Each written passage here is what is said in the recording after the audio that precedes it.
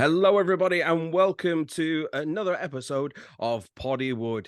I've ruined tonight's dinner, and I feel absolutely miserable co-host Steve Hester. And joining me, as always, is... That'll be me, Andrew Roger Carson. I'm back. I'm growing my producer's beard. I've been very busy over the last couple of weeks. We apologize. We didn't bring you an episode last week. We couldn't be asked, really. But no, Yeah. that's not the truth. We were just all extremely busy. Everything was going on. So we decided to just take a week off, recharge our batteries. I look like shit because I just obviously haven't shaved in days. And we have a jam-packed show for you today. We've got some of the usual, some of the new, but joining us all the way from New York City, Hello, we everybody. have the one and only Mr. Jonas Barnes. Hello, sir. Hello, hello. I think it's funny that Andrew's talking about having like this producer's beard while Steve is over here having a full beard. I've got a full goatee, and you just look like you've been up solving a murder. So like yours is fine. Like Yes. Yeah, you don't have to worry auditioning about for the anything. role of Shaggy in the new Velma cartoon or something. Right. A little bit of bum fluff going on. I saw a Hard Times article that said the creators of the new Velma series promised that Scooby-Doo will be in season 2 showing full cock and balls. So Oh, just God. as far as everybody that's concerned about Velma not having Scooby-Doo in it, that's what you get to look forward to based off the Hard Times. So Yeah. Oh, Scooby, don't, please. Just Spon- no. Sponsored by Revlon. oh. So well, we left off a couple of weeks ago with what's in the box, of course. Steve was kind of hoping we'd forget about it because we are still in the rotten movies because Steve cannot get one answer right any week to actually get a certified fresh movie. Screwing up our Tom Cruise question from last week on what his real name was. I didn't know, and I still maintain in my head when you said, what is Tom Cruise's real name? I honestly thought, what is Tom Hanks's real name? That is why I give that weird Simpsons Autumn Shank callback. Yeah. That just made me sound like a complete idiot. He I ended up just guessing. assume that Tom Cruise is the real life Alan Smithy. Like that's what I'm figuring. Expels all of his shit movies. Yeah. So they can have success. Like, So didn't you do the Mummy? He's like, shut up. I never did that movie. No. never The talk Tetons about wouldn't it let again. me. It was just deleted scenes from Edge of Tomorrow. It wasn't even a movie. But yes, he landed on the Bruce Willis movie, The Cold Light of Day, Yes. which was criminally low. I think, wasn't it our lowest rated movie at 5%? Yeah, Or was although it 4? actually, Oh. I think it was 4. I think you said it was 4%. 4. It was below The Legend of Hercules, which takes some beating on this show. Steve. Especially for the cast. Oh, poor Yeah. cat. Steve, reintroduce us to The Cold Light of Day. Okay, well, the Cold Light of Day is, like you say, in terms of the cast, got a great cast. You've got Sigourney Weaver. At the time of this, just 1 or 2 years removed from Avatar. You've got Bruce Willis, who at the time was only just a few years removed from the likes of Red, where he put in quite a decent amount of effort. You've got And Henry only one Cavill. movie after Good Day to Die Hard. I will it. Yeah, that was the year after, though. Was it? That was the year after. I looked up about this because Henry Cavill plays the lead in this movie as well, and I wanted to see round about what time this was in relation to Man of Steel, which is probably where he got his break. I know he'd been working steadily in things like The Tudors for years, but that Man of Steel was his proper big movie explosion. And the story, and I need to bring up IMDb. I know you hate it, but I just need to look at the character names because I've completely forgotten. That's how much of an impact this bloody film made on me. You've got Henry Cavill plays Bruce Willis's son, Will. Bruce Will Willis Willis. plays a man called Martin. And Sigourney Weaver plays someone called Carrick. And the plot basically is that Will comes to a lovely family retreat in the Mediterranean.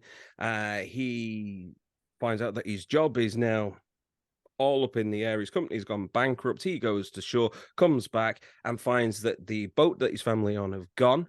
And then when he manages to track down the boat, his family's been kidnapped. It turns out that his dad was working for the CIA. Now, following on from that, there's all kinds of shenanigans with a MacGuffin, which is just a suitcase. And there's many different people that want to get hold of it. You've got people holding his family for hostage. You've got the mysterious Sigourney Weaver, who apparently may be a good guy. We don't really know at this point. And the whole thing has this set up for what could be a really interesting thriller. It is not a really interesting thriller. Is it worth the 4%? I don't think so. I think 4% is a little bit harsh, to be perfectly honest, because there is a lot of it which is bad. The pacing is bad. The effects, particularly when it comes to the stunt work with some horrible rear projection, is terrible. The day for night shots look appalling, like just the worst possible kind of renders you could expect on it. The plot itself holds some kind of merit, but things are kind of introduced and then immediately discarded. Like with Will's company going under, you expect that to then maybe tie in at some point at the end. After all, that was such a heavy moment at the beginning of the film. Nothing. There's a moment later on where he meets a woman, and I just need to double check the names here again, called Lucia or Lucia, if you're going to be talking with the proper Spanish pronunciation.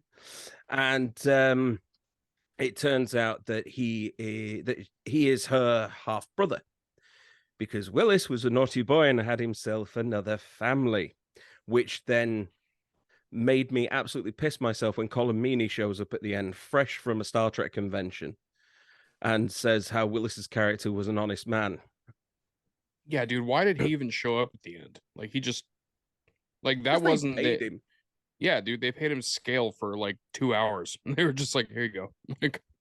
Like I said, he must have been around the corner or something. There must have been like a local convention in Spain. He was there signing autographs, and the director just went, "Excuse me, can you possibly come and be in my film?" He just went, "All right, there, pal. Yes, you're real. No, I reckon he was on vacation, or he has a house there that they have used, and it's been an exchange of, we'll feature you in the movie, maybe a little cameo at the end, anything like that. Help us out, Colm. Help us out." Yeah.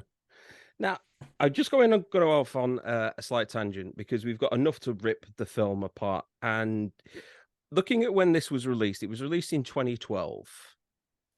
And like I said, the year after that, you had A Good Day to Die Hard, which is by far and away the worst Die Hard film of all. And it was because round about the title of the movie was 2 paragraphs long. That's probably why it was the worst one. Well, you got Live Free and Die Hard. That was almost as long, wasn't it? Yeah, like why? But I think it was round about this time that he must have got his diagnosis of I looked up the illness. It's called aphasia, and it's basically it kind of affects your speech and parts to do with memory. So I'm thinking around about this time he must have got the diagnosis, because Willis is actually putting in, I wouldn't say an excessive amount of effort, but he's putting in a little bit more effort than he does in all the later geezer teaser. Meaning Emmett Furler movies. Yeah. The horrible ones which just go straight to streaming now, or straight to DVD as they used to be. So I think it must have been around about this time that he got that diagnosis. Well, I think post-diagnosis, Bruce Willis started to do the Danny Trejo thing, where it was just like, we're just going to put you in a movie, you'll be in it for like 5 minutes, and we're going to put your face on the cover, and you're going to be the selling point. So you like, that's what it's going to be. Whereas this one, he actually was acting for the majority of, at least the first half of the movie. Yeah. And like, I think he was actually acting in this one. Whereas a lot of the ones in the later time, like, after 2012. Yeah, because I think shortly after this, he got fired, or at least was stopped from being part of the Expendables 3, because he had a falling out with Stallone over the amount of work that he was willing to do versus how much he wanted to get paid for it. So I think it was the timeline lines up. But the one thing which kept one thing which kept bugging me throughout this entire film was it felt like it was a movie that had been made by someone that was trying to ape a Western film without quite understanding what it actually took to make a Western film. There's All a over the very place. kind of Bourne-ish vibe to it, I found. Yeah, there is that Bourne vibe, but it's like someone trying to be Bourne without knowing how that film worked. Because you've got some quite nice stunts. Yeah. Like the scene where he's trying to jump off the building and he's swinging on a cable that's part of a satellite dish on the roof. That was quite well done. But the pacing is off, and there's moments when he gets shot and he gets taken into a nightclub, and all of a sudden there's all these people around talking Spanish, and I never really had any kind of idea of who they were or why they were there or why they were helping or why one of them was doing like gymnastic maneuvers. I thought it was a theater that they were in. Turns out it's a nightclub. I didn't realize any of that shit until They later broke into on. Cirque du Soleil, like just like Yeah. what happened. Bruce likes it. Come on. This was a reggaeton club. Where are we at? And the things that I kind of took away from this film, and it's the second time that I watched it. I watched it when it first came out and completely forgot about it. But it was in the mix of all that Poor time man. where Bruce was making these movies that you thought, oh, Bruce Willis has got a new movie out. Oh, Bruce has got a new movie out. You know, Cop Out was so far away. You know, Red was so far gone. And you had all of these type of movies. But the movie had Caroline Goodall in it. And any movie where Caroline Goodall in it is good enough in my book. I think she's absolutely amazing. And when I watched it this week, this was the first time that I realized the writer's name. Steve. Yes. Who wrote this movie? Oh God, I can't remember. I didn't make a note of it. Hold on, let me fire up my phone again. Tell them prepared, can't you? Yes. The writer was Professionals. Scott Wiper. Scott Wiper is my friend. And John Petro. Oh shit! Right. So, in that case, Scott Wiper is one of my friends who is coming onto the show soon. He also directed The Condemned with Stone Cold Steve Austin and a bunch of other movies that he's done as well. And you know, he's written a lot of action movies like The Marine with John Cena, things like that. I don't think the problem here is in the script. No, it's not. The script was the strongest part of it. Yeah. I think there's moments where it feels like they were only allowed one take with certain things. Yeah. Or they were maybe kind of improvising the dialogue somewhat. And that maybe they only had Bruce for a day. A lot of these movies do only have Bruce for like one day, come in and shoot all of his scenes, and then he goes home. So maybe the schedule had to work around that. I'm trying to think now, was Bruce in any night and day scenes? Because he might have just, now that I'm thinking about it, I think he was only in day scenes unless he was inside. Because there was a couple of parts where he was inside of a dwelling of some sort, but the rest of the time that he was outdoors, it was daytime. So it's possible that that's the case. I don't think the script was the bad part at all. I think the acting in general was the bad part. I don't think anybody that was acting in that movie gave a flying fuck about being in that movie. No. And that's fine. That happens sometimes, but this feels like a movie that was like, it feels like a movie that was a lower budget action movie, and they knew that going in, and they knew that it wasn't going to be a movie that was going to do anything good or bad to their career. It was just going to be a movie that they were in. And they probably made the minimum that they would make on their contract. No. I mean, again, script was fine. Directing was even fine. Like the directing was fine for what it was. There was a couple of things that I noticed on it that, like, I'm not a filmmaker, but these are things that I notice now when I watch movies, especially because it happens a lot in horror movies, where they'll do the over-the-shoulder shot where somebody is talking, and the over-the-shoulder shot is looking at the person that they're talking to, and you can tell by the side of the person's face that's talking that the words are not even close to matching up. Like, they're just completely off. And that happened a lot in this movie because Yeah, like to it the did. point where it was fucking jarring. Like I was like, dude, he's not even talking. Like his mouth isn't even moving. And then like what you were saying, there's certain actors that when they show up in a movie, you're like, I'm already in, I'm gonna watch that movie. I'm that way with Sigourney Weaver. And I don't know how the fuck she did this movie. I have no idea. I don't know what they presented her. Like if she was just on vacation or some shit and they were like, you want to make a couple $1,000s? All right. Like I don't know. Like, okay, yeah, fine. Because Yeah. I've seen her phone in some performances before just because she's, only in the movie for a short period of time. But this one, like, she didn't give a shit at all. Like when Oh, she got yeah, shot, zero fucks given and about fell this. down, like that was one of the funniest scenes in the whole movie. Like she gets shot and then she falls down. But like when she falls down after she got shot, it reminded me of The Irishman. Like when the dudes were so old and refused to do stunt performers that whenever they did anything physical, like you could for sure tell that they were as old as they are, not like with the de-aging stuff. And like when Pacino gets shot in The Irishman, he falls like he's buffering. You know what I mean? like that's kind of the way that Sigourney Weaver did this, where she was like, oh, and then like falls down. So she did the And it full was just, Kirk. yeah, dude. It was just like, okay, like, and that happened throughout it. And the issue that I noticed throughout most of the movie was that when there was a stunt performer, holy shit, could you tell it was a stunt performer? Like you could tell 1000% that this was a stunt performer. Like they didn't even try. And No, it's like all of a sudden Bruce Willis has a full head of hair. it was It's like, it was we don't care. almost that obvious, It's right back to the "I'm gonna get you, sucker" mustache stunt double. It's like Orgasmo when they do a stunt cock. It's just like, I don't. Do you think you see anything wrong? I can see why this got 4%. Like I can totally see why it got 4%. Even Henry Cavill, he could not have given a shit about being in this movie, and he was in the whole thing. He honestly, he didn't feel like he was cast right for the part at all. He just didn't care.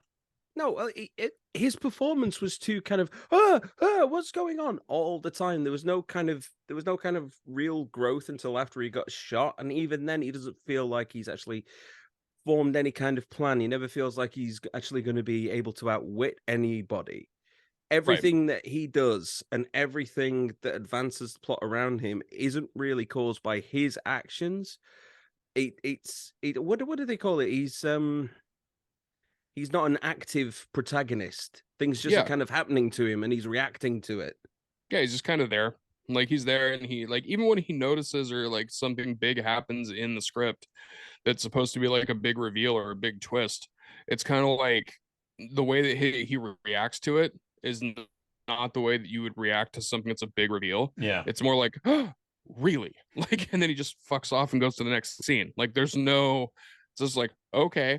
And he's not a bad actor. Like he's actually a good actor. Like he's one of those dudes that when he's in a movie, he's solid. Like he's not really not a bad actor, but he phoned it in the same way that I think like Tom Hardy did with Venom. Tom Hardy basically sleptwalked right through Venom, like, which is fine. The movie sucks, and he knew that, so he's just like, all right, well, I guess I'm just going to be in this movie, And I think that's kind of what Henry Cavill did too, because it's like, okay, budget on this is way less than I'm used to. The money that I'm getting paid for this is way less than I'm used to. Chances are it was probably filmed probably way before 2012 or whenever it came out. Yeah. I'm assuming it was probably I'm assuming it was probably filmed way before that. But like Bruce's movies going forward, like they get exponentially worse, but only because he's only in them for 5 minutes. And then he goes away. But when Bruce is on screen in this one, when he's actually doing his acting, he's good. He's still perfectly fine as Bruce Willis.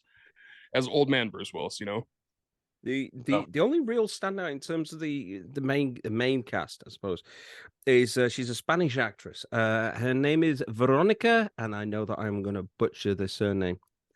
Echegui, spell Echegui. Yeah, honestly, not sure. Yeah. She plays Lucia, discovers that she's his half sister. And her performance in this seemed to be one of either she just doesn't give a shit or she gives way too much of a shit. Because no matter what was going on, everything about her performance was ratcheted up to about 120%. Everything was so excitable. And I asked Amanda, my partner, and Yes. she lived in Spain for quite some time, and she said that's pretty much the Spanish acting style, that kind of really heightened thing, and it jars so much. She stands out in every single scene that she's in for the wrong reason. I wanted that character to be much subtler, played it much more cooler, as opposed to everything just being screaming and shouting and exasperation all over the place. It drove me nuts after a while, actually, because it was so noticeable. It would be like asking Sofia Vergara to do a quiet, dramatic part. Like, it's just like, yeah, it's not going to happen. Like, it's like that type of acting is just, that's when you think of the Spanish style of acting, that's where I think of somebody like Sofia Vergara, because she's great, but like that is her, like her tone though, like her tone, her volume, her energy, that type of thing. And I've noticed that with a lot of Spanish female actors specifically. That is something I have noticed, which I don't think is bad, but I think I think it's actually really good. But if you put it in a movie like this, tonally, it just does not mix. Like, it's a bad mix. This movie, that's kind of funny that you don't think it was, you think it was the 4% was harsh, because the movie was like, it was bad. Like, there was, how movies can be like bad and fun. This was not bad and fun. This was just like, oh fuck, there's 45 minutes left. It was that kind of bad. Like, yeah, I think The Legend of Hercules, that was fun bad. Yeah, because you could laugh at that. I was watching that, I was howling in hysterics. Not really for this. No, but there's not one funny part in this whole movie. But I can see more what they were trying to do with this versus what they were trying to do with Hercules. I think that this was basically, it felt like someone's home movie where they just happened to have a load of money attached to it and were able to get in a few well-known actors. That just felt like it.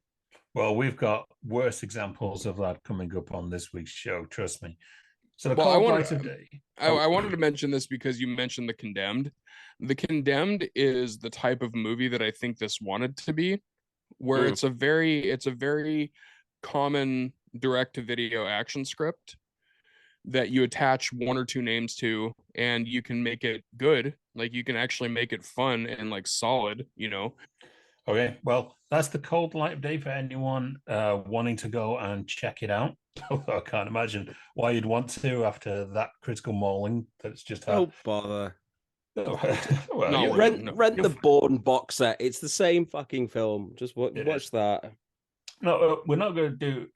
We weren't going to do anniversaries this week, but I had to raise something here. When we had Bill Daly on the last episode, and we did the anniversaries, and he came on specifically to correct us on Kangaroo Jack, of which we learned the infamous story of the fate of movies for February. February is the dumping ground for movies that realistically, they just don't know when to release them. I'm like, oh, we're going to lose money. Let's just throw it in February. So now that's alerted me to movies that are now being released in February. And this week had some red flags that I had to bring up. So very quickly for an anniversaries round. Can you believe, Steve? No. In 1986, this week, the movie Eliminators was released. Yay! One of our regular favorites, Patrick Reynolds, came on the show, the man droid himself, to talk about Eliminators, and it was released in 1986 this week. Also dumped in February, the movie Deep Rising was released in 1998. And if you recall, if you've been listening to the show long enough, we did the watch-along episode of Deep Rising, which we instantly regretted about 90 minutes into it. And it was like, we've got another 15 minutes of this shit to go. Oh my god. But yes, Deep Rising, the one film that seemed to get a mention on every single episode leading up to that watch along and has never been mentioned again since. It was you and your constant reference to the most multicultural cast that you could possibly put in a film. It's like the tax credit. The tax think credit of an cast. ethnic tick box. There you go. You just tick them all off. It's like ethnic bingo. All of those mercenaries in Deep Rising, right, could all be nominated for Best Actor and no one would complain. No. Because it covers every ethnicity going. A watch along of Deep Rising sounds like a mass suicide. Like it just sounds like everybody at the end is just like, all right, we don't need to be here anymore. Like we're fine. Bring me the Flavor Aid. We've only done two of them, but also 20 years ago this week, the movie The Recruit, directed by Roger Donaldson, starring Al Pacino and Colin Farrell. That's scary to think that is 20 years ago. It does not feel that long at all. Solid movie too. Yeah, real solid. That's fine. Okay. No, I was trying to remember The Recruit. Have I seen The Recruit? And then as soon as you mentioned Al Pacino, I thought, yeah, I have. I've seen that one. It's Colin Farrell trying to do his American accent again. Yes. 10 years ago this week, an awesome movie was released called Warm Bodies. Yes. I know Jonas would have seen this movie. Basically, it is your... I have it on Blu-ray. That movie fucking rules. Your zombie Romeo and Juliet movie. Yeah. Starring Nicholas Hoult. And it's one of those movies that kind of came out of nowhere, and it is fantastic. So that is in the box, by the way. And finally, this week in 1994, a really low-budget movie was released that had a lot of success tapped to it, especially for its director. The movie was called Death Machine. Yeah. And it was the directorial debut of Stephen Norrington, who went on to direct Blade following this. And this movie was made on peanuts. I don't even think this was made on 500,000, right? But it is a really effective splatter movie, horror sci-fi movie with Brad Dourif and this machine that just runs around this building, Die Hard style, slaughtering people. And it's still awesome. I watched it again recently, and it's like, they really knew what they were doing with this movie. It's an Australian movie as well. And on that note, I want to mention this. There was a movie called The Sadness that came out last year. And it was from a filmmaker named Rob Jabaz. And he's a guy from, he's actually originally from Canada, but he lives in Taiwan. So he's lived in Taiwan for quite some time. And that's where he filmed the movie. But he was talking to us on another goddamn horror podcast about certain things that he would do with the filming of the movie to make the budget that he had go farther and also to not waste time. So there were certain scenes that were like really involved, where it had a lot of people, had a lot of things going on at one time. And specifically the scene that I'm talking about, if anybody's seen the movie, is the train scene. So I won't give away anything other than the train scene. So he was talking about that scene, and we were like, dude, how did you film that? Like, there's so much going on. He said, well, what I did is I filmed both sides of the train at different times.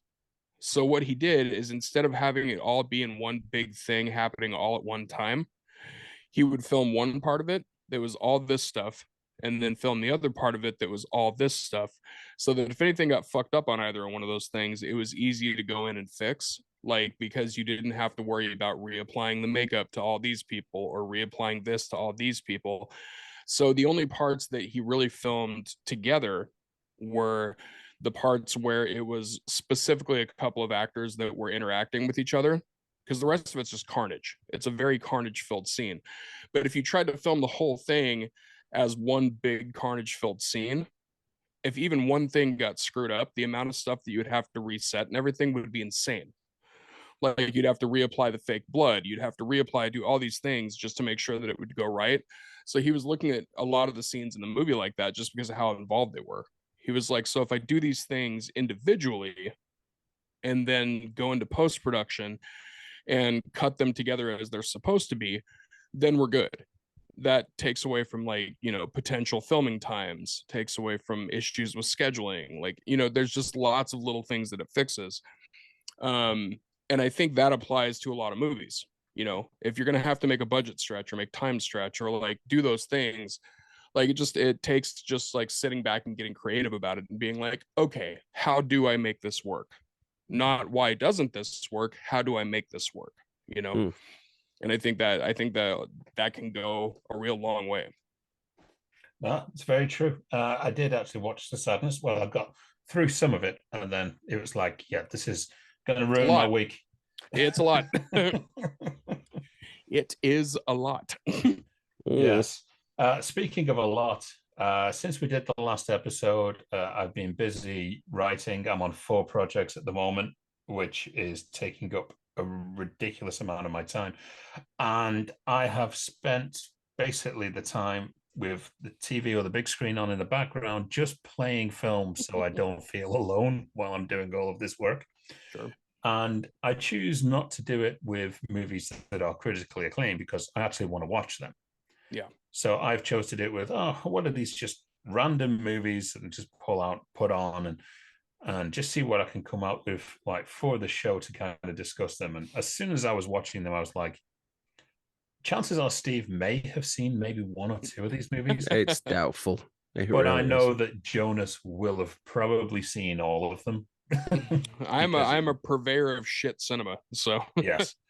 So I wanted to kind of go through. I saw 28 movies in a 2-week stretch. No, Jesus. Well, I say saw them. I've seen 4. They were on. I like that he's already like, I've seen 4 of them. We're just gonna get that out of the way. Yeah. You did what I like to call Tubi roulette, where you just put one movie on Tubi and then you just let Tubi choose the next movie based off of what you just watched. It was just like, all right, Tubi, you're sending me down a weird road, but I'm into it. Let's do this. Well, I know at some point I watched one Demi Moore movie and then suddenly found myself watching 3 Demi Moore movies in a row. So yeah, it was kind of on the Tubi style thing. So we start off with a movie called Armed and Dangerous, starring Eugene Levy and John Candy. I've seen that one. Directed by Mark L. Lester, who also directed Commando, would you believe? Now, yeah, I would actually. Yes, this had Meg Ryan before she was Big Meg Ryan. Mm-hmm. Right. But it also had your who's who of people you would see in an 80s movie. It's the most 80s movie I've ever seen, to the point where even Thomas Tiny Lister is in there. You know, everybody in just bit parts. You've got Jonathan Banks. You've got Robert Loggia. Yeah. Robert Loggia. That's Ellis and Robert Loggia. God, yeah. There's so many really. It was amazing. But the one thing that steps out in my mind is where John Candy and Eugene Levy are trying to escape the bad guys, and they hide in a sex shop. To which Eugene Levy comes out wearing the full gay leather outfit with assless chaps, and you see those eyebrows also go to his gooch. That's all I can say. Of course they do. Of course they do. And then John Candy comes out in a full drag queen, like looking like your aunt from the 80s. He looks like Divine on his way to a party. Beautiful. Yes. And he even manages to get out a goose sink joke. Yeah. But yeah, it's one of those things where you look back on any 80s film now and think it's great, and it's mainly because you miss the era and you just want to see loads of 80s stuff. It was not high up. It wasn't even really much of a comedy. No, it really isn't. Oh, I'm sorry. Eugene Levy in a room full of dildos is not a comedy? Come on, like... No. It's one of those movies that I remember particularly came on TV in the 90s about 1 o'clock in the morning. Yes. Usually on either ITV or Channel 4, one of the terrestrial channels. ITV couldn't find their Night Patrol tape. Running Scared. That was another one. Yeah. That will always seem to be on all the time at just stupid o'clock in the morning. Yeah, yes. It was all right film. It wasn't anything brilliant. It's all right. I mean, if assless chaps is your thing, you probably enjoy it. Like, you know what? I'm one of those people that I will follow Eugene Levy to the moon and back. You put him in anything, and I'm like, I'm fucking into that movie. Like, I don't, even if it's bad, I'm like, I'm gonna watch it because I love Eugene Levy. Like, And that is including the really bad American Pie sequels that he just shows up as dad for like 2 minutes and then he fucks off. Like, just like I'm still like, I'll still give it a chance, Even though his kid isn't even in the movie anymore. No, no. Jason Biggs, even if he wasn't getting work, would still be like, nah, I think I'm good. I think I'm good. Yeah. I think I'm good. That movie is the reason why I don't get any work. Right.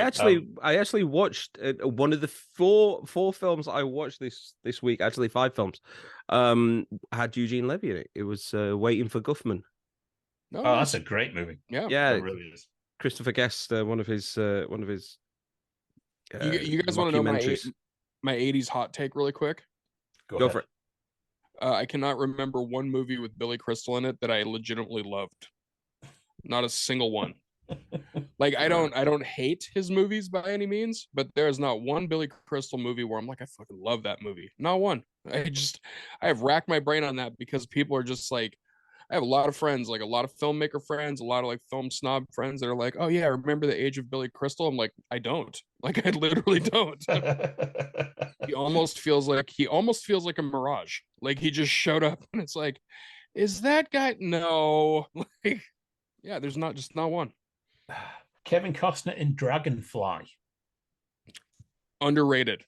It is underrated. I'd heard so many bad things about this movie, and I was like, this can't be like the new daughter, Kevin Costner. This has got to be.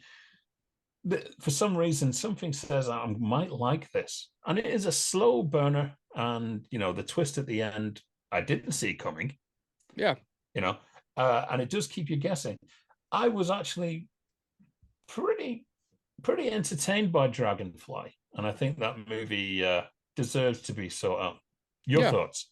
It's better than decent. Like it's one of those movies that like it had every right to be really bad, and by no means did I think it was going to be an amazing movie. But then when you watch it, it's just like, okay, that's like a very watchable movie. Like it's got everything that it does well. It doesn't excel, but it does it well. Like the pacing is good. The writing is actually pretty solid. And the acting is very good actually. Like Kevin Costner does really good in it, and also the supporting cast pretty much across the board does really well. And like, yeah, it's not one of those movies that I'm going to scream at the rooftops and be like, you've got to go see Dragonfly, but like also at the same time and be like, if it comes on, you should watch the movie. Like it's a good movie. Yeah, yeah, it lets you pass your time. And Kevin Costner, you're either going to enjoy him, even in something like 3,000 Miles to Graceland, you can still glean some enjoyment out of Kevin Costner when he's on screen. That movie's cheesy and fun. Like it's bad, but it's cheesy and fun. I will, to this day, I will tell people that probably the most underrated, immediately dismissed Kevin Costner movie that actually happens to be very good is Mr. Brooks. Oh, I freaking love Mr. Brooks. Dude, Mr. Brooks rules. And people just look at it and they're just like, that doesn't look like it's going to be good at all. And then they watch it and they're like, oh, fuck, it was really good. Like, oh, yeah. Yeah, I would rank that one highly as one people should sell even out. Dane Cook is good in that. And he's Dane Cook. It's crazy. Dane Cook for when Chris Pratt is not available. Oof. Chris Pratt is turning into Dane Cook, so he's on his way. Happening. After the surprise of Dragonfly, I had something appalling happen. It came time for me to watch Steve Martin's Pink Panther movie. Oh. Yeah, you sent me a very interesting picture from this, and then put a little message attached to it, which I'm not going to say out. But it has scarred me for life. Yes, he knows. I do not know. Steve Martin really loves the Pink Panther. If he loved it that much, he should never have been Inspector Clouseau. That's all I can say. You know who I felt with Oscar season currently here at the moment? The one person who missed out on the biggest Oscar snub ever is Jean Reno for the Pink Panther. Imagine being the only French cast member in a movie where everyone is royally ripping the piss out of the French accent, and he has to sit there and take it with a look on his face like he wants to fire his agent as soon as he gets back. And not only that, obviously being contractually obligated to come back for a second one that is even worse, but also had Alfred Molina in it, You guys, selling so his soul. I you wasn't guys don't know. available You for that guys don't one. know the backstory of this, then apparently. So Jean Reno being in that movie and having to sit there and watch people butcher that accent for that amount of time right in front of his face while he couldn't do anything is actually how he became the professional. So that's actually that's how that ties in. He became That does make sense. no. Yeah. That's my other hot take is that Steve Martin is fine. Like he's not like as a comedian, he was prolific for what he did, but his movies are very hit and miss.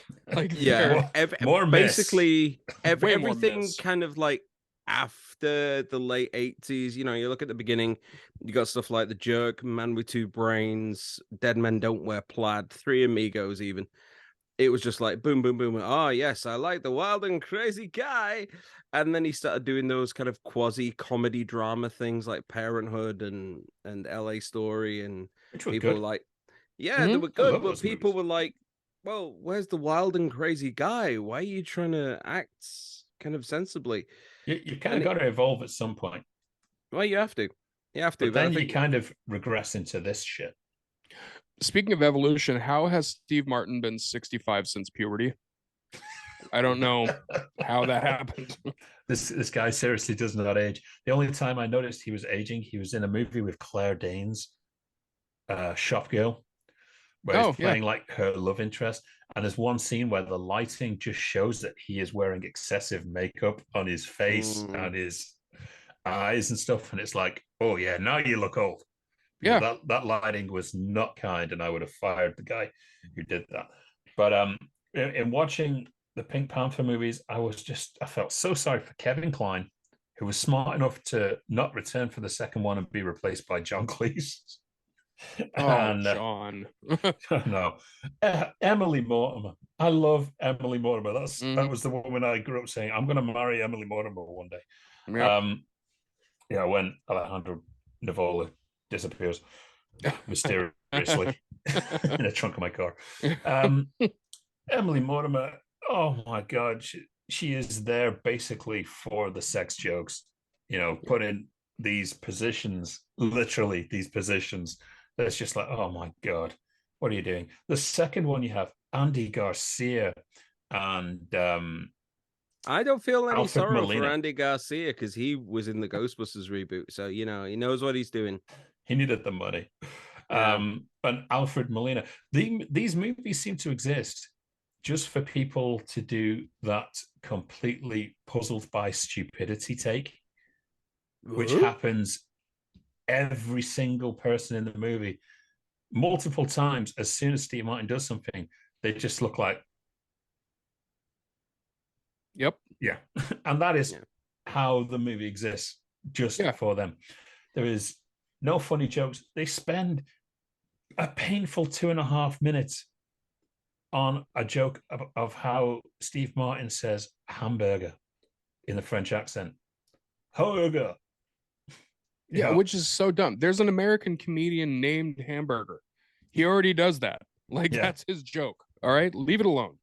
Yeah, I don't know how I managed to get through that and the sequel. I think I went into that sequel really against my will, but it's a Do you case want to of know I something? have to see this.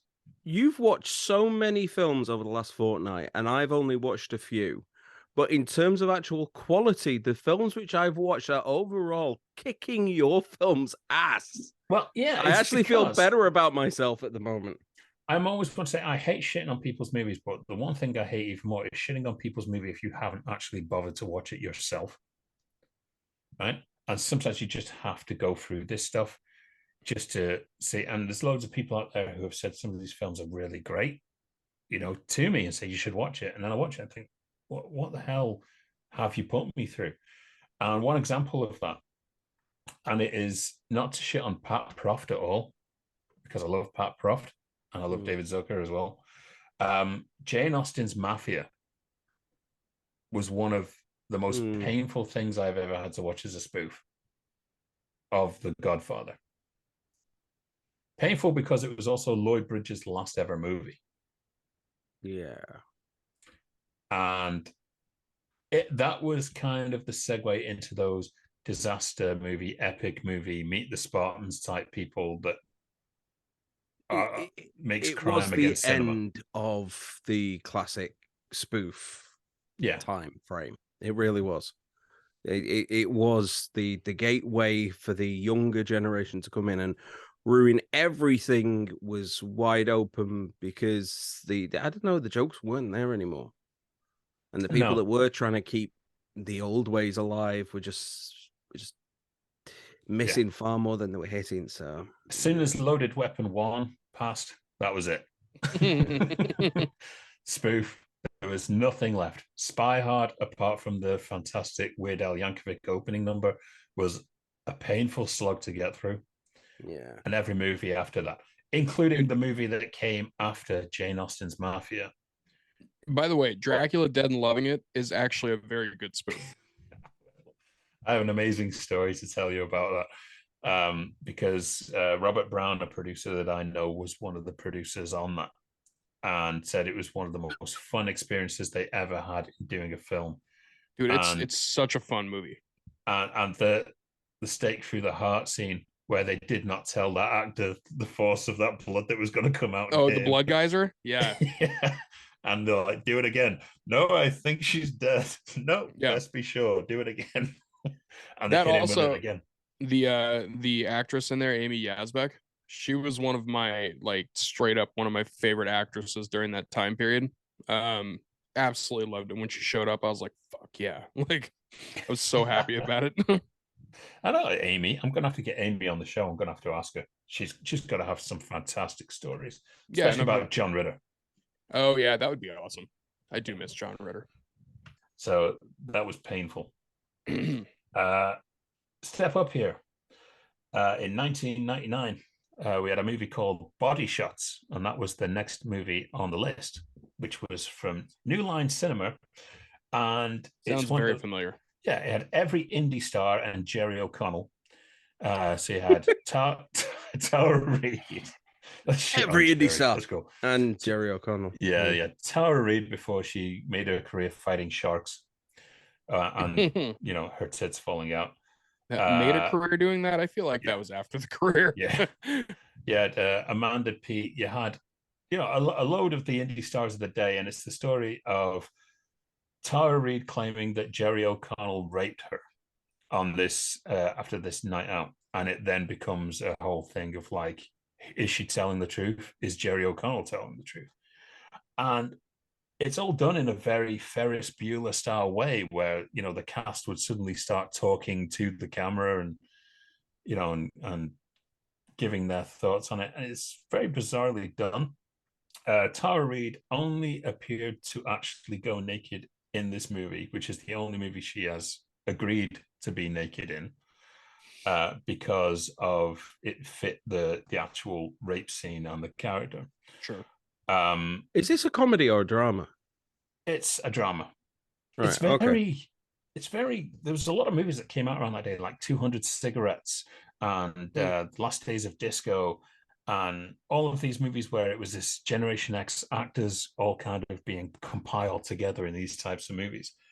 And Body Shots was a really interesting movie, but the ending is so bloody frustrating because you're building up, and then you're left on a question. You are left on, hang on, so what actually did happen? You got to be real careful with those endings. Yes, it's what we call the devil inside ending. The blue balls. Come on. Oh, yeah. Why would you do that? Now I got to remember that movie exists. Damn it. You know what? I will say this about Body Shots, though. I'm glad that you said it was done in a Ferris Bueller style as opposed to like as opposed to a Weekend at Bernie's style, because that would be a completely different ending. Like, it was Jerry O'Connell. He fucked a corpse the whole time. Sorry, guys. Where's your career now, Jerry? You're going to be the worst part of Scream 2. So those types of movies, also, when you said like 200 Cigarettes, that reminds me of something that I do have to tell you guys. I just got a 4K a 4K copy of a movie that I'd been waiting to get for so long, and Vinegar Syndrome finally dropped it, and I was so happy. And that's Freeway.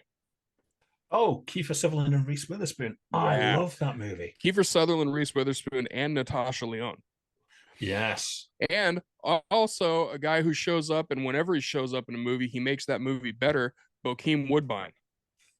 Yes. I saw a post the other day where it's like, this dude's been in so many movies and no one knows his name. And I get so pissed. I'm like, I dude, saw it on Reddit. Dude, yeah. I get mad. I'm like, put respect on Bokeem's name, man. Every time he shows up in the movie, it's a better movie because he's in it. Even if he's only in it for 10 minutes, he fucking, like, whatever it is that he does to his part. He couldn't save 3,000 Miles to Graceland, though, could he? No, he doesn't save it, but he made it better. Yeah. Black guy dies first. Yeah. I remember him in also known as Horror.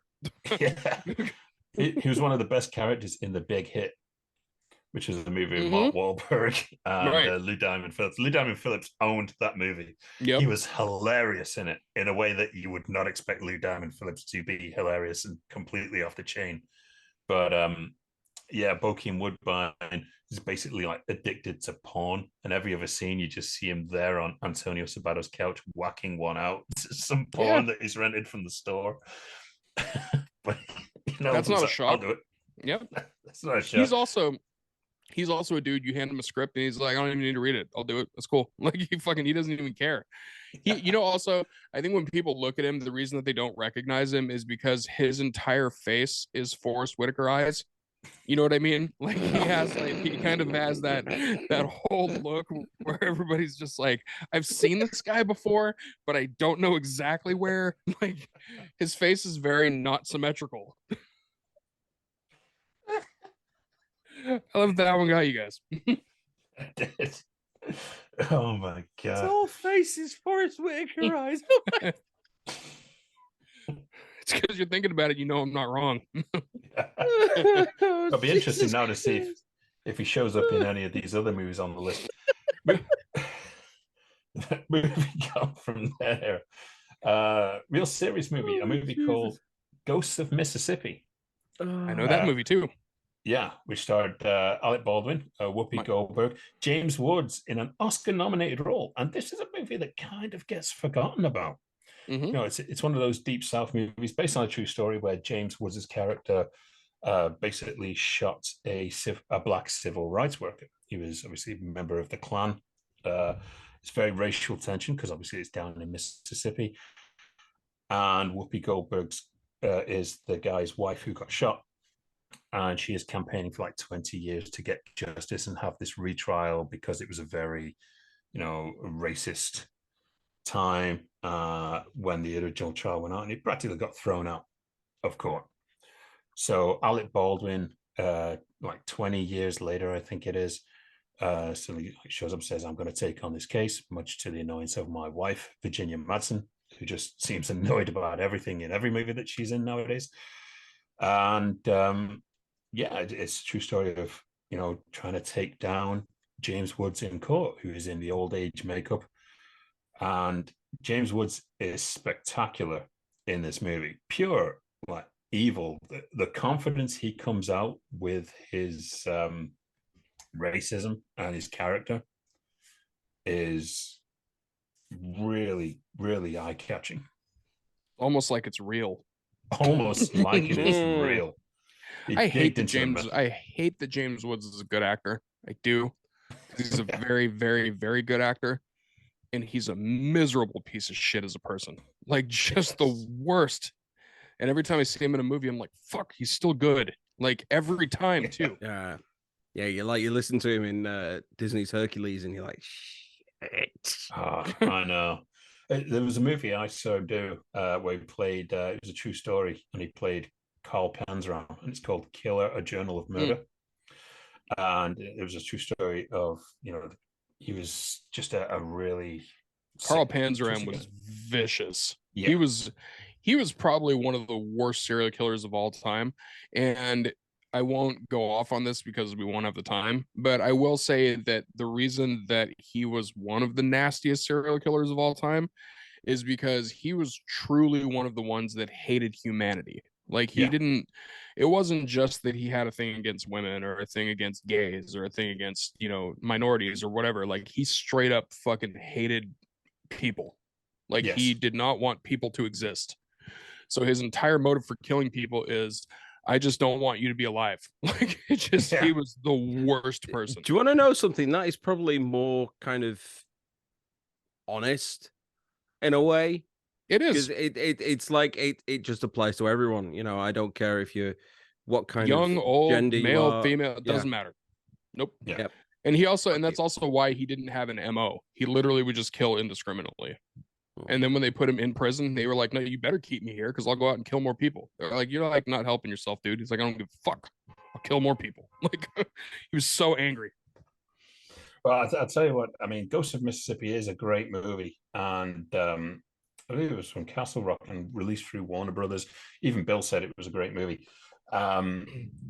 Killer or General Murder is even better if you can find it. It's very hard to find, but James Woods has this one scene that I thought was just incredible, where he is breaking down because he wants to die. He wants to be put in the electric chair, and this guard is fighting against having him killed. But James Woods' character, Carl Penzer, he wants to die. He wants the chair, and he wants this release, right? Yep. And the scene where he's like shouting at this guard that he doesn't want to be alive, and it has this 1 second where his voice breaks and he almost cries, and it's like, fuck me, you are such a good actor. Why'd you have to be a piece of shit? Right. The problem is if they would have electrocuted him, he would have become Horace Pinker, and it would have been a way different movie. You guys know way too many serial killers. We did. No, Horace worrying. Pinker's from Shocker. He's not a real serial killer. Yeah, that's Mitch Pileggi. It is. Well, I've seriously got to drag this Dickie Roberts bit out because it's okay. I've got a few. I've not even spoken about the ones which I've got yet. So yeah, okay. Throw yours in the mix. Throw your 4 in the mix before I jump into this other stuff. Well, okay. Well, I mentioned Waiting for Guffman earlier. Yes, brilliant movie. Saw that again recently. Much better than my stuff. Yep. I'm not sure what kind of level it is, but I did mention that the other day I watched Lightning Jack. Oh, for fuck's sake, Steve. Paul Hogan, Beverly D'Angelo, and Cuba Gooding Jr. prior to his Oscar win for Jerry Maguire. I like this movie. I put this movie on simply because I'd seen it before, and it's kind of like what you were doing. It was wallpaper. Yeah. I can't remember why. I think I usually put stuff on while I'm gaming, so I had that on in the background, and it's one of those movies which I don't really have anything against it. It's not a brilliant film, but it's got some fairly nice set pieces. He's definitely got the old Western vibe down pat. So, I've got no problem with that particular film. I know you do. Because as soon as I mentioned it, you were just like, oh, God. You've not got anything better to watch. Lightning fucking Jack. Yeah. So then after that, a couple of rewatches. Bohemian Rhapsody. Okay. Oh, no, we'll give you that. Rewatched that again recently. I really like that film. I know it's massively apocryphal in the way that it deals with full of lies. Totally. It's a wallpaper of lies. Timeline shifting, complete manufactured bullshittery. Yeah. It's a great movie, but it's really a great is movie, but it's that's that was its biggest sin. If you come into it as any kind of record of the actual events that took place in the daily life of the band Queen, and in particular Freddie Mercury, then look somewhere else. It just plays fast and loose with pretty much every single major moment that the band go through. But the performances are spot on. They made up an entire character. Which one? An entire person. The one that the fucking dude that was Freddie Mercury's live-in boyfriend guy. The Irish guy, Paul Prentice. Yeah. They made up Here a couple things they made up. So you know the guy that was at the party with Freddie Mercury when he was going crazy. It was like his right hand man, like his friend, his whatever you want to call him, his confidant. Mm-hmm. That guy didn't fucking exist. He literally was not a person in Freddie Mercury's life. They made him up completely to put in that storyline in the movie. And then also his husband, the way that he met him, you know how it was talking about how he would go, like he was going to door and like find like that whole thing. Yeah. All I heard bullshit. that he actually met him in a bar or something similar, as Right. opposed to him tidying up his house. But Yeah, then again, that was all bullshit. The Live Aid performance, the way they did the Live Aid performance, that's the part that's the most damning. That part was like, oh, dude, like the whole the actual story behind that's interesting. It's like, why did you have to do it that way? Yeah, but the actual concert itself was great. To film that fantastically, awesome. almost shot for shot remake. And like I say, the performances Rami Malek as Freddie Mercury was just he deserved incredible. He deserved that. Next up, Hot Shots Part 2. Part 2, which is... Funny thing is, I'm having flashbacks now because every time you've been watching one of these movies, you've sent me like a picture. Look what I'm watching. Can you tell what it is? Yeah, I have been actually, and I think I sent a picture just to prove that you watch movies. Yeah, I think I sent a picture to you about something, but then I realized that I hadn't actually pressed send, so I was referring to something else, and you were just like, "What the hell? What does this mean?" I was actually sending Andrew Steven Seagal movie covers that looked like other better movies. I'm not lying. I'm not lying. One of them literally looked like somebody was like, okay, we're gonna take Smoking Aces, but we're gonna put Steven Seagal on it. Like it literally looked like a carbon fucking copy. I was like, really? Okay. I mean, it's Steven Seagal. All these posters look like they belong to a much better film. Yeah, this one looked like Smoking Aces for paid scale. Like that's what it looked like. It should have been. The movie was. But Hot Shots Part 2, it's not involving David Zucker. No, you got that right this time. Yep. I love the fact we had David Zucker on the show and you're saying, when you've done these movies like Airplane and Hot Shots, and I'm there like, dude, he never fucking did Hot Shots. And good old David Zucker went with it. He was like, I know. Bless him. Where's my check? But yeah, it's a great film. It's a fantastic spoof. And even though, you know, the Zuckers weren't involved, it's just an absolute riot from start to finish. I love that film. And finally, Watchmen, which I hadn't seen in absolutely ages. But more to the point, it was Watchmen the Ultimate Edition, which is the only version you should watch. The very first time I've actually seen it. I've with seen the animated Tales of the Black Freighter. Yeah, I'd seen Tales from the Black Freighter separately. I had that on DVD because in the UK at least, you only had the standard edition and the extended cut were released, whereas in the US you had those two and the Ultimate Edition, which tied the Tales of the Black Freighter in. So over here we had Tales of the Black Freighter as a separate DVD release. So yeah, this is the first time seeing the whole thing all the way through, and by God, I forgot how long that film was. Yeah, it's only like 6.5 hours. I know. That's an entire work shift. Yeah. Honestly, it's a very long movie. It's a great movie, though. It's a great movie. I think it is probably the most accurate comic book adaptation that has ever been made. In terms of keeping so much of the story, the original, the shot for shots from the panels of the comic. And I even like the way that they changed the end. So instead of it being spoilers, instead of it being a giant alien squid, it's the pinning the blame on Dr. Manhattan, which for some reason makes more sense.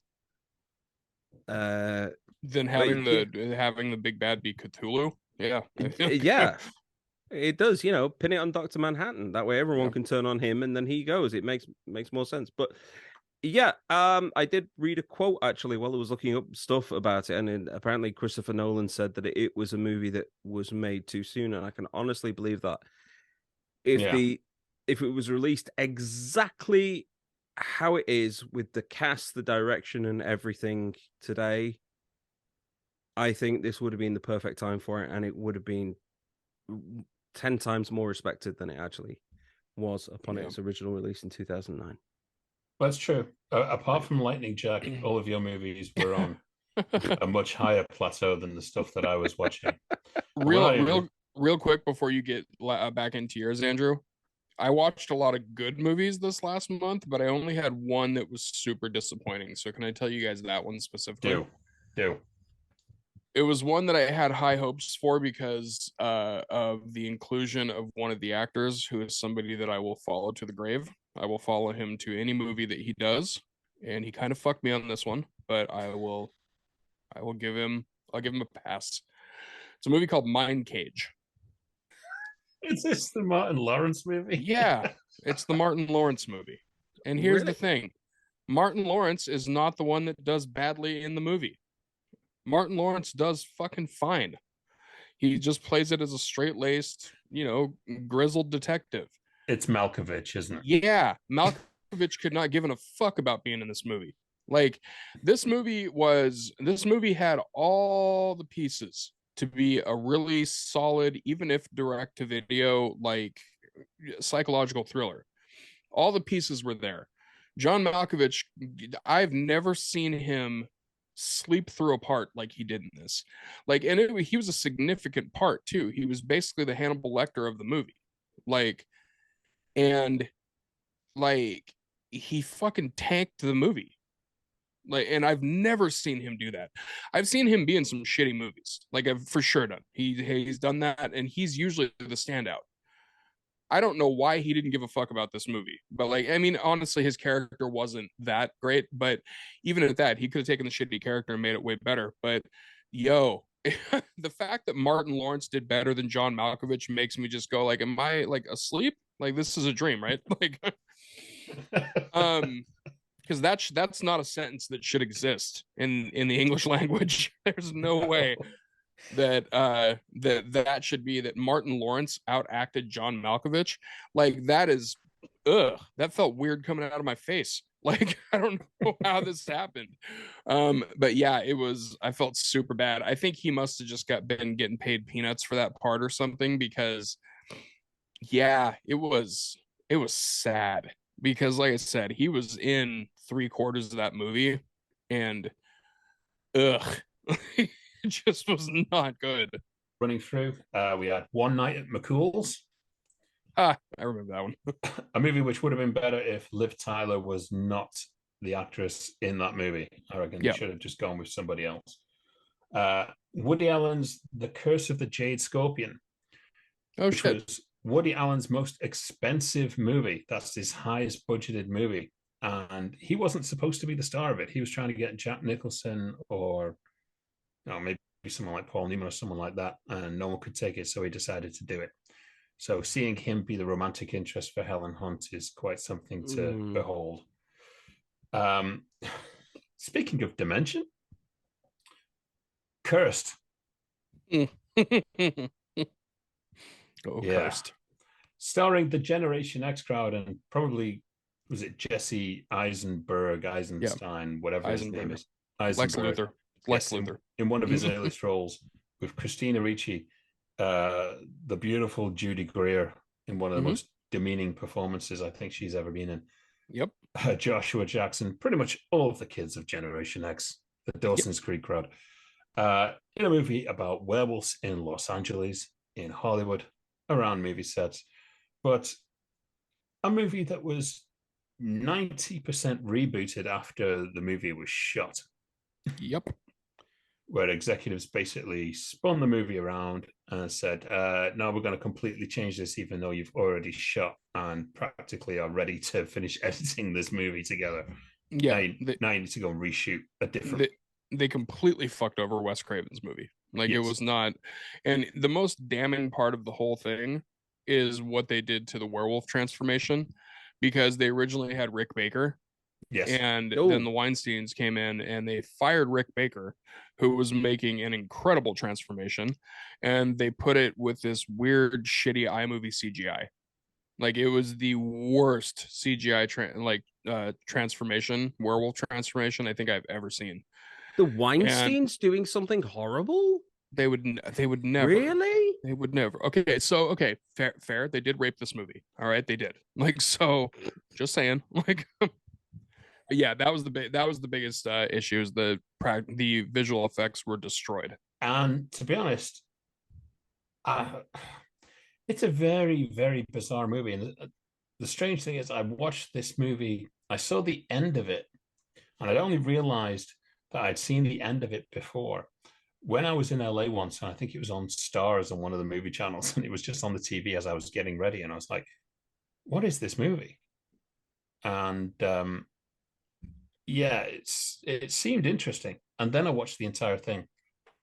And then you kind of learn the history that dimension behind it, fucking Wes Craven over on his movie. And you're like, oh, this could have been Yeah. something better.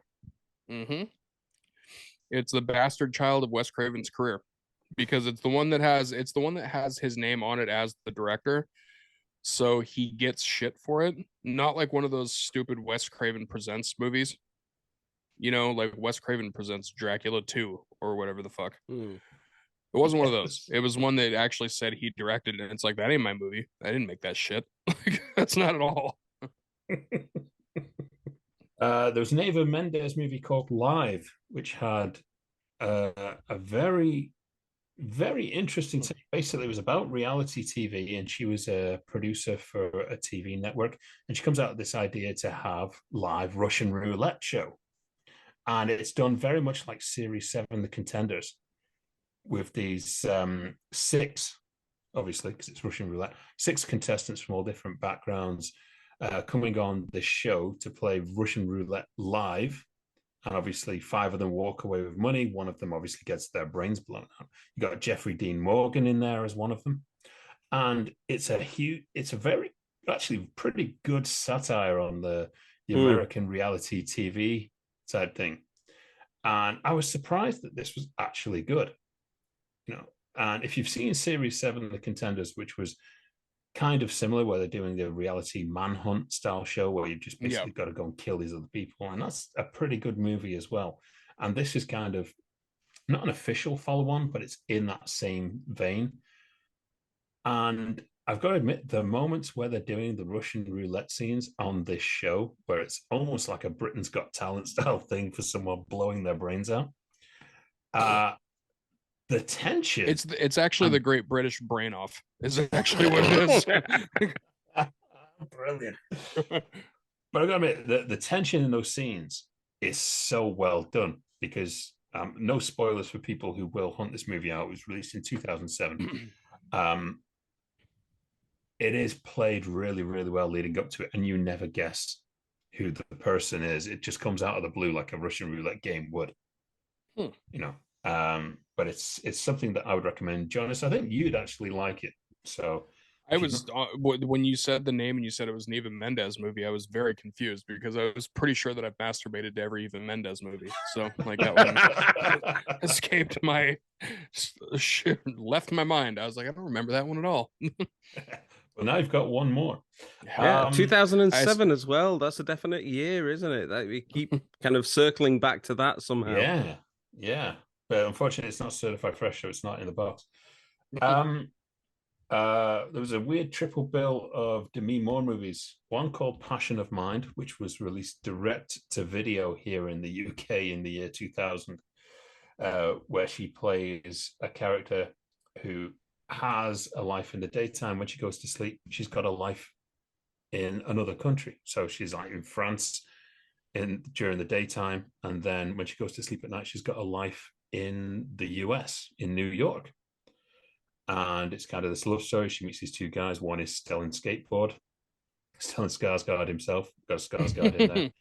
And the other is William Fichtner, who you would never class as being the hunky guy in a movie, but apparently he is in this movie. I fucking love William Fichtner. Yeah. The movie had a great build-up. The ending is disappointing. The infamous Scarlet Letter. I remember that one. Which was one of the worst movies of the 1990s, apparently.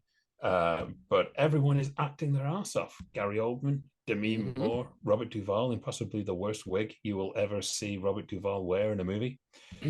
That movie made a lot of money because everybody assumed that was going to be the movie that Demi Moore went nude in.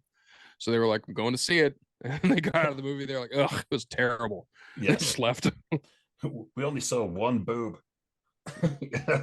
And some weird slave chick who started masturbating with a candle. Yeah, well, that says it all. Roland Joff, that's how he ended up with Captivity. And then The Juror, which was another Alec Baldwin movie, which was actually all right, but it's kind of like the kind of legal thrillers that you'll see, like The Net, Pelican Brief style, that were all coming out. Yep. And then we'll round off with the 4 movies that I have seen today.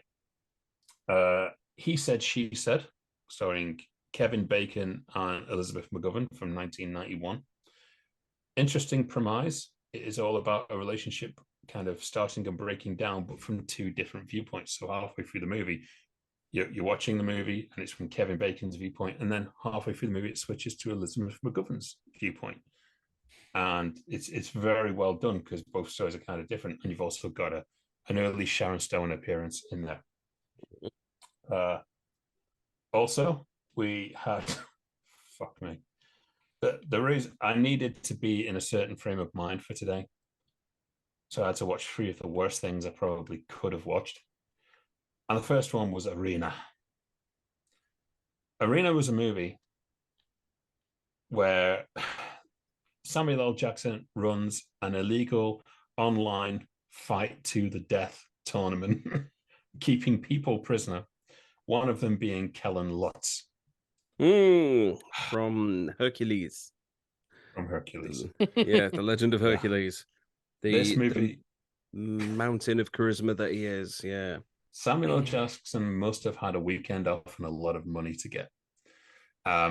He's done a couple of those. This movie is fucking atrocious.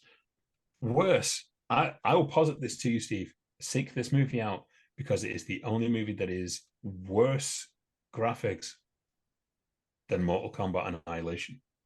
Oh, now that's a bold statement. Worst thing I've ever seen. It is one of the worst movies I think I've ever sat through whilst working. And Andrew, have you ever seen the Danzig's directorial debut, Veronica? Veronica. Oh, have you seen that one? You have? Yes. Okay. So if you want to tell me that the titty spider is not the worst CGI that you've ever seen in your life, and you want to tell me that Arena's worse, I'm going to call you a liar to your face right now. Okay? It could be equal. I'll give it that. And then I had a Van Damme double bill. Of which I regretted. The first one was Derailed, a movie that even Van Damme says is the worst thing he has ever done. And it's pretty bad. I think I sent footage to both of you today. Yeah, you did. It looked like footage from a deleted scene from Under Siege. But much cheaper. Yeah, Under Siege 2. The scenes of Van Damme on a scramble bike on top of a train, hilarious, are genius. I have to say they are so terribly done. And this is Boaz Davidson of Millennium Films, of course. It's going to be terrible. This is even more terrible. And funnily enough, this is a virus on a train movie as well.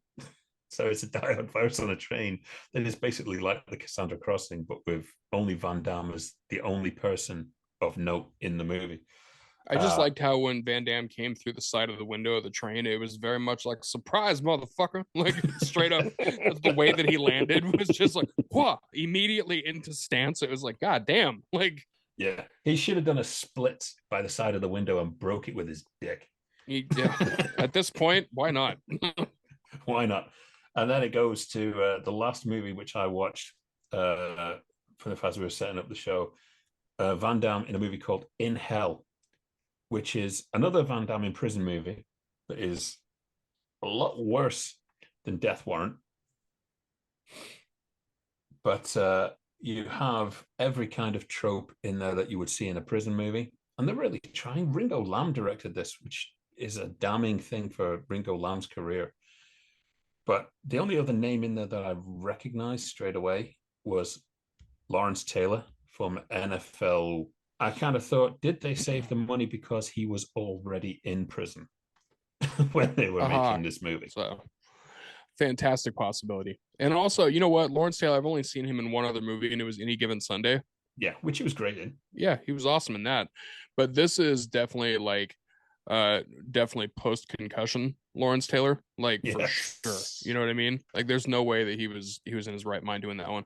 Also, can we all agree that every Jean-Claude Van Damme movie would be infinitely better if at some point randomly, just in any scene, he busted out in the blood sport dance or the kickboxer dance or whatever it was?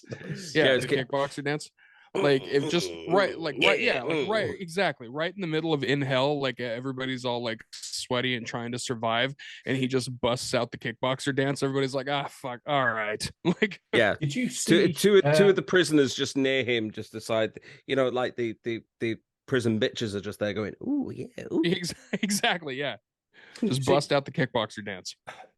Shortly after JCVD and when he was in Expendables 2, we had the Van Damme-essence, as we call it. There was a period where Van Damme was coming like back, and he started doing this like good stuff, and he wasn't taking himself so seriously anymore. And then he reappeared in he did kickboxer movies. Yeah, Kickboxer Retaliation and Vengeance. In Vengeance, yeah. And in the post-credit scene, the cast do the kickboxer dance. Yeah, fuck yeah. Just to rip the piss out of him further. And Van Damme does not take part in those dances. Dude, it's just the other cast members ripping on the dance. It's like, what a weird miscast. I wouldn't even call it a miscast because of what that movie was, but what a weird change up in casting of having the original dude who played Tong Po, having it be Dave Bautista in this one. Like, that was fucking weird, because I was like, I know that Dave Bautista is a professional wrestler, but a kickboxer he is not. Like, that is not the case. But real quick before you wrap that up, I want to touch on two things about Jean-Claude Van Damme. First off, if anybody has not seen JCVD, holy shit, is it good? It is so good. And it's in the box.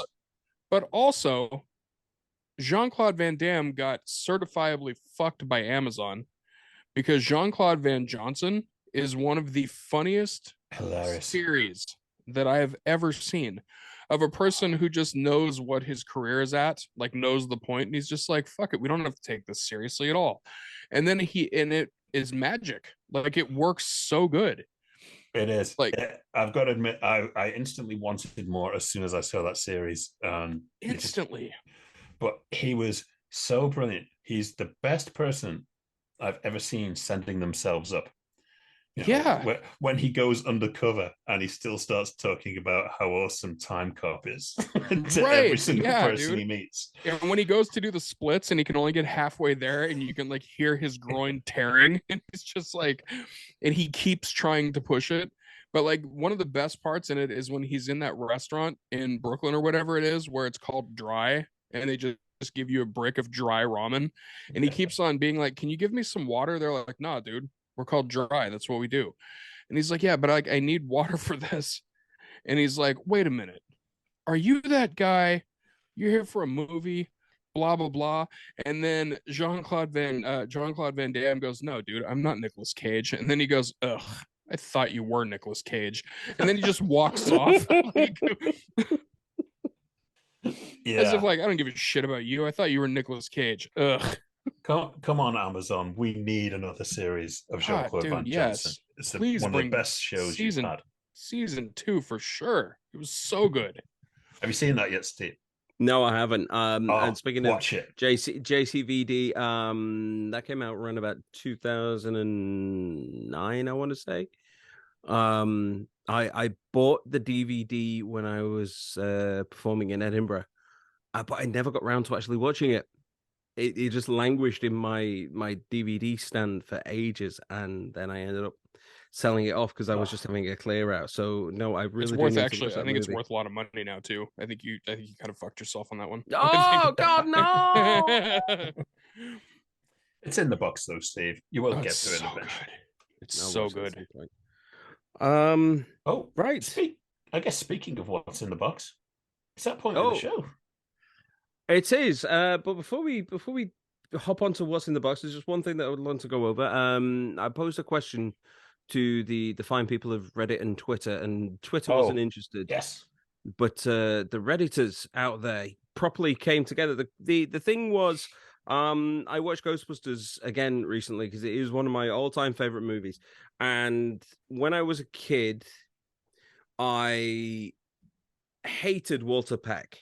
I hated the way that he was trying to bring the Ghostbusters down, and the fact that he was just being the bad guy in it all. And then as you got older, I started to think, well, no, he's actually got a point. And Venkman, he's a bit of a dick to him, to put it bluntly. And I posed a question on Reddit: what kind of bad guys from movies that you saw when you were younger do you now side with as you've gotten older? And I've had just tons and tons, literally thousands of responses from the people of Reddit. So there's only a few that I'm going to go over, and I'm just going to touch on them very, very quickly. Multiple people have said the principal in Ferris Bueller. Who I can't remember his character's name. Jeffrey Jones, yeah, but I can't remember the character's name. Yeah. We're not going to talk about Jeffrey Jones. We do not side with the real villain, Jeffrey Jones. No, we definitely do not. God, that was such a pity. If you don't know what I'm talking about, I think that was lucky. That is a sad Google search. Very much. That was exactly what got him into trouble. Done to her sheets. Multiple people said the psychiatrist in Lethal Weapon as well, who are basically saying, no, Riggs is unhinged. Yes. He needs to be looked after. Joel Silver's wife at the time. Oh, was it? Yes. Oh, right, okay. That's why she was in Die Hard as pretty much the same character. All right. I did not know that. Next up, Johnny Lawrence in The Karate Kid. Oh, okay. Fully redeemed nowadays with Cobra Kai. Nowadays with Cobra Kai, yeah. But we've got a few little specific ones. A guy called Seabass817 said, every police captain in every 80s movie ever. You can't say that about Captain Harris. No, Captain basically, Harris was the star of those movies. Oh no, Captain Harris, that's a different one. We're talking like, you're a loose cannon. Basically, every role that Frank McRae played in the 80s in 48 Hours and Last Action Hero. And exactly. Anything that could be an irascible police chief with a cigar hanging out his face. You got 24 hours. Yeah. Every person that may or may not be Dennis Franz. Yes. God, Dennis Franz. I love Dennis Franz. He's so much. We've got Astro Otter said Dean Wormer in Animal House. Okay, yeah. That was oh shit, what was his name? John Vernon? Yeah. John Vernon, yeah. Mm-hmm. He just wants a decent campus. He wants the riotous house to just calm itself down and get thrown out. Miranda, aka Sally Field in Mrs. Doubtfire, was selection by Jonas Chimp. She's got a point. He's got a point. They've got a point. Well, guess what, Jonas? This Jonas agrees. So yeah, she's trying to keep a house together and look after 3 kids, and then all of a sudden she's got a 4th kid wrecking the place, and then he goes on to do something which, let's face facts, would get him sectioned. Oh God, El Matador, and this one I definitely do agree with. Baby's father in Dirty Dancing. Yeah, no one puts Baby in a corner. Yeah, she's underage. Yeah, he seems all right with it at the end, though. It's like, yeah. God damn it. What else have we got here? Magneto in X-Men. That came up a few times. Okay. Then we've got Lamb Chop 6988, so the hotel manager in Home Alone 2. Oh, yeah. Curry. Yeah. You've got a child there with a credit card and messing about the place. Fucking shit up in your extremely expensive hotel. Sure. That you also let Donald Trump in. Yeah, I True. can see that. Yeah. Yeah. Multiple people said Thanos, but I completely disregarding that because this is supposed to be stuff from your childhood that you now agree with. Chris Jeez, how Hawk young's our said, audience? God, I don't know. A guy called Chris Hawk said Roy Batty from Blade Runner. Rutger Hauer. I've got to agree with that one because if you thought that you were going to have any kind of chance of being able to extend your life, when you want to try and take it, Yeah, I think you would. Yeah. I think okay. I think that's redeemable. Yep. Let's just see what a few more. Got a couple that we got. J. Depriel 73 said the scientists in ET, the government. Yeah. That makes sense. You know, the ET could have been carrying any kind of pathogen or whatever. And what can we finish on here? I have one to throw at you real quick. Go on. I can't remember the character's name, but Michael Keaton in Desperate Measures. Yes. That's actually a good one. Yeah. I think Michael Keaton in Desperate Measures is a very redeemable bad guy, or antagonist, or whatever you want to call him, because he was perfectly willing to save the life of that kid. He just didn't want to fucking be in jail anymore. Like, he just it's like, yeah, I'll save this kid's life, but get me the fuck out of here. Like, that's just really what his motive was. And I can definitely be like, yeah, jail probably sucks. And also, you're going to save this kid's life? Yeah, get the fuck out of here. Go, live your life. Finally, I'm going to go with Raging Bull Psycho. We said Shooter McGavin. From yes. The legendary. Yeah, Shooter Happy McGavin. Gilmore. Yeah. That's a good one to know because I recently bought Bill a t-shirt and had it sent to him, and I would not tell him. So just wait till it shows up. I'm not going to tell you what it is, but I've just got you a gift and sent it over to him. And it's a Shooter McGavin t-shirt. Nice. That he was just like, he's the man. So he's very happy with his Shooter McGavin t-shirt. So I'm looking forward to seeing him wear it.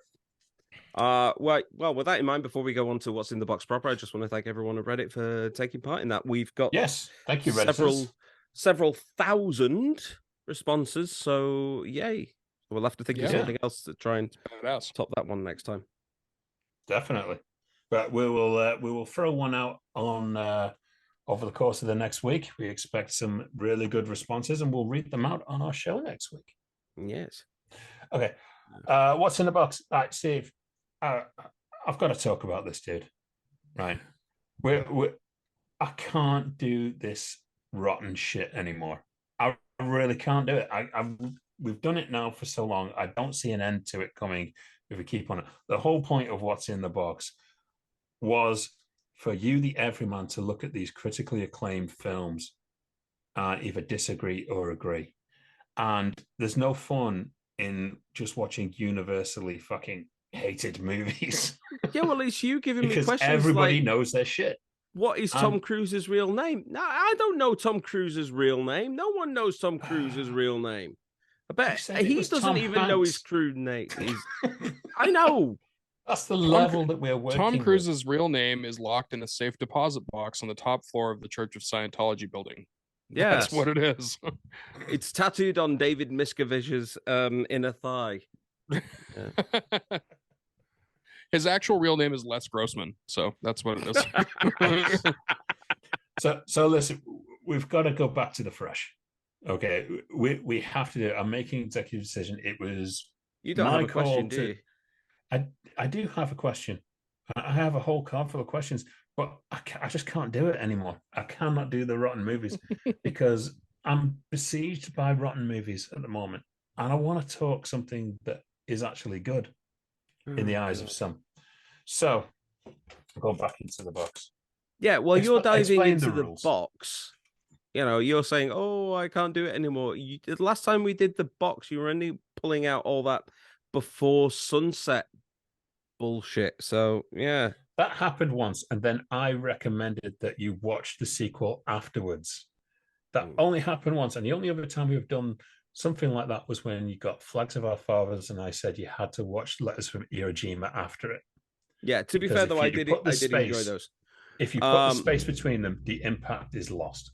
Yes. So no, I'll give you that. Flags of Our Fathers and Letters from Iwo Jima.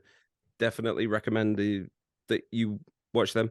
But the rules for what's in the box are very simple. Andy's going to pull out the name of a film from a box. In this case, it's going to be certified fresh on Rotten Tomatoes. Now, if I have seen the movie, then he's going to keep pulling out names of movies until we find one that I haven't seen, and then I go away and watch it before we record the next episode. So Andrew, Yes. what do we have? Actually, show me the box because I've never actually seen the box. No, you can basically live with it. The box you is do not too get to see the freaking box. heavy. I don't It's- even think that there is a box. I think that you're lying. There's a hat or something. It's the same box from the James Marsden movie called The Box. You would actually believe that I would actually have a hat, like a top hat, pull a rabbit out of it. I believe it. Yeah, it's got a flat cap or something. I don't know. I've got a flat cap. So your movie is Such a tiny piece of paper. Flushed Away. I've seen that one. I like that one. Oh, you've seen it? Okay. I've seen that one. Right. The most that we've got to is 3. This is true. Yeah. This is true. Next, it's Toy Story, and I know you've seen Toy Story. Yeah, I saw that at the cinema. 2 animated films. That's interesting. Yeah, so that's Have you seen all of the Toy Story films? yes. I've not seen Lightyear, No, I've not seen that either. but the I've last seen Toy Story, the last Toy Story movie was fucking weird. Yeah, it was. It felt just like such an unnecessary sequel. I walked out of it and I was like, was Woody trying to fuck Bo Peep the whole time, or was that just me? And everybody was like, no, it wasn't just you. I was like, all right, No. it was a weird movie. Next movie Get is your sheep out there. okay. The next movie is Rain Man. Yeah, I've seen that. Oh shit! 3 in a row. We're up to Oh, 3. we hit 3. Holy shit! Oh, will we have 4 or will I have? Steve, do you just not watch bad movies? Is that what it is? No, I watch a lot of bad movies. I really do. Oh, we could. You might break the 4 Oh. here. This could be a record. If you have not seen the original Rocky. Oh no, First I of all. haven't. Oh, You so haven't now seen you've the got- OG? Wow. No, I have not.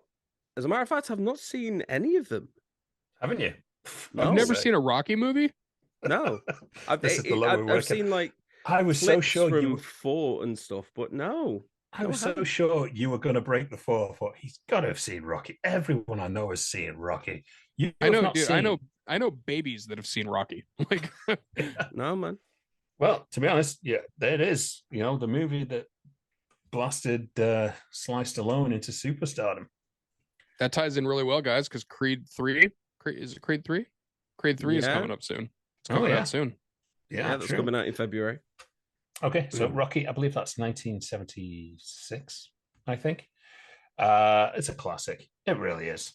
It is right up there in the pantheon of greatest movies ever. So it's going to be interesting to see your take on it. Rocky I is such a cool do- franchise because you get to see the entire trajectory, cinematic trajectory of CTE just happen the whole time throughout all of the movies. What's CTE? That is basically it's post concussion syndrome. So by the time you get to the 5th movie, he's just fighting people in the streets and shit. It's just like, all right, Rocky is not here anymore. I do know that they did a version of it was a boxing game that came out around about 2003, 2004 on the GameCube and the Xbox Oh, yeah. and so on. That was great. It was a fun I game. remember. Yeah. That is some really, really nice mechanics. I played that, not seen the film. So okay. Yep. Let's rectify that next time we meet. Okay, ding ding. The match is on next week. It's Rocky versus Apollo versus Steve Hester's opinion, and we look forward to seeing what you made of it. Now, we always say with these things, do you have to kind of watch these movies in the bubble of the time that they were made, or are you kind of judging them on how they hold up now? Personally, I'm judging them on how they actually how I receive them now, more or less. Okay. because I'm watching them now for the first time. So yeah, it could be something that was made during the 70s, but then again, I wasn't even born during the 70s. Well, not until the very, very end of the 70s, at least. So stuff like that is, I mean, it doesn't mean anything to me. I can't really relate to that time period. So I just view them as now. Okay. Right. Well, thank you everybody for tuning in this week. It's been a bit of a marathon one because obviously I watched way too many movies in my last 2 weeks while I've been trying to keep my head above water and work. We got to thank the returning Jonas for the first time this year. Thank you guys for having me. And I'll come back anytime you guys want. You are always welcome, Jonas. We love having you on. Love hearing your opinion because you have got some absolutely fantastic takes. Well, I appreciate you guys, man. I love doing this show. This is one of those shows that I love just bullshitting about movies, you know? Like it's fun. Like it's legitimately fun. So I like what you guys do. Well, you never know at this rate, mate. We may be asking you to come on for the Valentine's Day special, which is already looking like it is going to be freaking pandemonium. Beautiful. Yeah, especially for me and Steve, who have to get up at 3 a.m. to record it.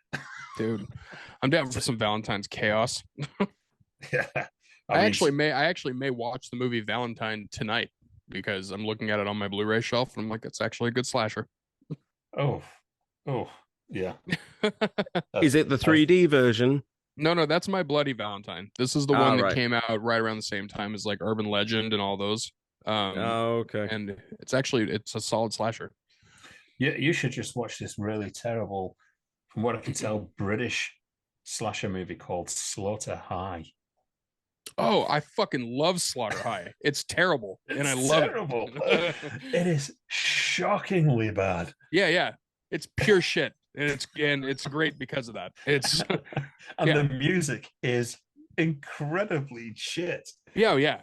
Absolute garbage. But that's a movie you should put on, Steve, if you just want to die laughing at how seriously these people are trying to make this horror movie. Oh, and this movie should not be serious at all, and they're just trying so hard. I think I've heard of this one. Is this one where it's like an April Fool's kind of killer? Similar, right? April okay. Fool's ish. It's more of like a trick all these students into coming back to the high school for a night of whatever, and oops, gonna kill you all. Like it's so bad. Heard of this one. Yes. Yeah, it's so bad and so fun. Yeah. Anyway, we're going to wrap it up. We have gone over. Thank you for watching this bumper episode. Thank you to all our people on Reddit as well. That is absolutely amazing. Thank you for your support and joining in. We're going to make that a regular feature with Steve, so he will be belting out the questions to you. And we want your hot takes. We want to hear the results of what you think. Yes, we are. So if you are listening to this, because I will be putting the links all on Reddit. If you are listening to this and you were mentioned in the show, well, thank you very much for contributing. Thank you very much. If you weren't mentioned in the show, don't forget you can join us on the subreddit, which is r/Poddywood. If you're not on Reddit, then you can join us on facebook.com/Poddywood. You can get us on Twitter @Poddywood. You can find us on LinkedIn, where we are under the municipal garbage removal section. But you can find us on everywhere. And even if that you don't have anything to actually contribute, if you want to comment on anything that we talked about tonight or in the future, then just do so. Get in contact with us. We like that kind of stuff. We like interacting with the fans. For now, though, it is a big thank you and a big goodbye to our special guest, Jonas Barnes. Thank you guys again. If just real quick, if anybody's into horror, go find me on Twitter. It's Twitter or Instagram. It's AGHP666. That's my horror show. So if you guys like horror, go find me there. Yes, and another goddamn horror podcast is absolutely incredible, as well as the Traumedy Hour. All of these shows, you've got to check out. They are great. the Dramedy Hour is going to be having a really cool new episode coming out pretty soon with Food Network star Monte Carlo. She's a former comedian. I think she won the first season of the next Food Network star, and she's fucking blown up since then. She's awesome, friend of mine for a long time, and she has a really she has a hell of an episode about her upbringing. So that's gonna be coming out soon. Yeah, I'm dying to get Walker Hayes on the show. Actually, I've seen Walker's Walker Hayes. Yeah, Walker's awesome. Yeah, I want to get an invite out. So if you end up talking to her soon, say I'll probably reach out for an invite, and I'm not some weird stalker. Oh yeah. No, she would have a lot of fun on the show. She's fantastic. Cool. Maybe we bring you both I am on a together. weird stalker, though. Yeah, My let's do it. name is Steve. We'll do it. We'll do a he said, she said episode, and we'll bring you and Walker on and just shoot the shit for a while. Oh yeah, dude, I do that in a heartbeat. Walker is one of my top people. Absolutely love her. Cool. All right then, guys. Thank you. Yes. See you again soon. We'll see you soon. Goodbye from Paul. Goodbye from Mr. Verhoeven. Yeah. Yes. I didn't even know I was here the whole time. No, I was lurking about. Yeah. Just doing things in the background. It's okay. It's just a little ultraviolet and nudity. It's fine, you know. Everybody's been dancing. Groovy, funky one. Yes. Yeah. Yes. Okay. It's bye for now. Bye.